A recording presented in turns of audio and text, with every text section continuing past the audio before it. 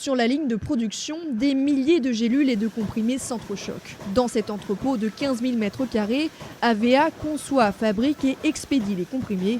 Sur cette petite machine, on fait 30 000 géluleurs et sur les plus grosses, on peut faire 100 ou 170 000 géluleurs qui nous permettent de faire en une semaine 12 millions de gélules pour un total d'à peu près 540 millions sur l'année. 6 marques et plus de 1000 références sont proposées. Soit en sachet, donc on va directement venir mettre cette poudre dans des sachets en aluminium, soit on va les mettre en gélules, soit on va les faire en comprimés, ou encore en capsule molle. Les boîtes sont ensuite expédiées dans plusieurs pays, en Allemagne, en Italie, en Chine et au Canada.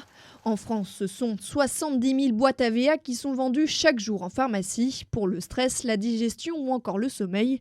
Mais ces gélules sont-elles vraiment efficaces ? Oui, elles ont un effet sur notre santé et c'est la raison pour laquelle tout le monde ne peut pas prendre des compléments alimentaires, pas forcément n'importe quand, pas n'importe quelle formule.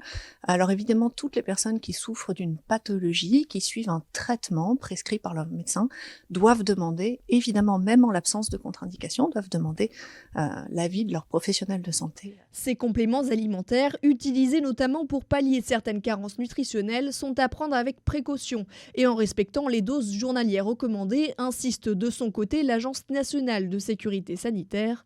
Mais dans le monde médical, le discours change, assure AVA, et certaines mutuelles commencent à prendre en charge certaines gélules. Prendre des compléments alimentaires, c'est aussi s'inscrire dans une démarche de prévention santé et ça peut permettre d'éviter la survenue d'un certain nombre de troubles qui sont très coûteux pour l'assurance maladie et pour les mutuelles. Et c'est la raison pour laquelle elles préfèrent intervenir en amont et prendre en charge une partie des compléments alimentaires pour certaines, oui. Le secteur, en tout cas, ne connaît pas la crise. AVA vient de recruter 150 personnes pour accélérer les cadences. Depuis 2010, on assiste vraiment à un approfondissement de la bibliographie et des critères scientifiques sur les principaux ingrédients qui nous permettent justement de démontrer une efficacité et une qualité de la santé naturelle et notamment des compléments alimentaires. L'an dernier, la croissance du groupe s'est fortement accélérée avec une hausse des ventes de 30%.